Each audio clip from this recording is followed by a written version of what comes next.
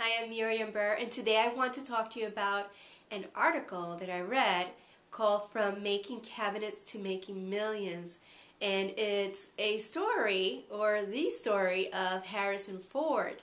I found this article in a leadership magazine called Leadership Wired by John C. Maxwell, who's really known for just that topic, leadership. And the newsletter is just stellar, and I also want to recommend that newsletter. But first off, the story about Harrison Ford just relates so much to people who have home-based businesses, even small businesses. And Harrison Ford first started off looking for love and he wanted to look for love by way of taking classes.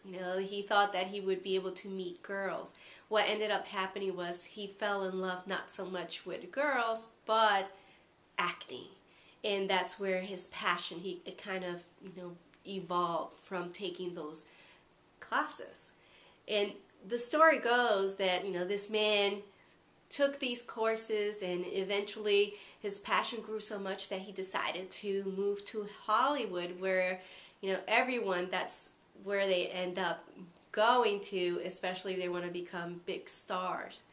And it took him 5 to 6 years of struggle, taking minor roles, and in the interim he got married and needed to support his family. So he decided to take up another skill so that he could support his family, and he did so by taking up carpentry, which proved to be really very fruitful for him because he met a lot of people. He was the stagehand for the Doors.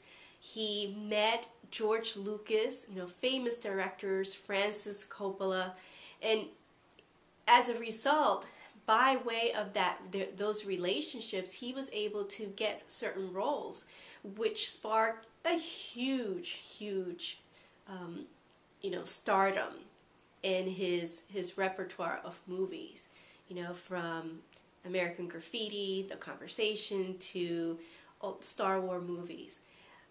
The point of this is not just to tell you about Harrison Ford, even though that's kind of interesting, but just the mere fact that people go through all the stuff to really work at their passion. There are some people who will do everything to ensure that they can live their passion. It doesn't matter if they have to do other things on the side, but as long as they can still work on their passion. And when I read this article, I started thinking about, I know a few people who have gotten involved in home businesses and decided that that was their passion, and they wanted to make it, and wanted to make it a success. And so decided that they were going to leave their job.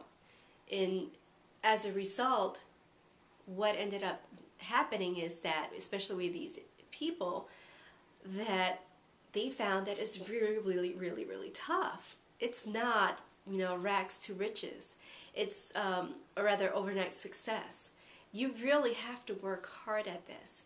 And you really, you may even fall on your face, but the people do become successful. It's just like everything. It takes time. It takes sacrifice. It takes struggle. But oftentimes you can reap the rewards if you persevere.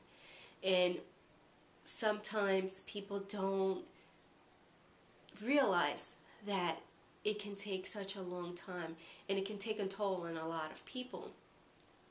And the main thing about the article was that there are people out there who think that they're going to become successful overnight and leave their jobs, and in turn put their families in a burden of sorts. And the article talks about 3 main things that if you are really prepared to be a success and do whatever it takes. First off, keep growing in your skill set, okay? Because you never know when your opportunity is going to come.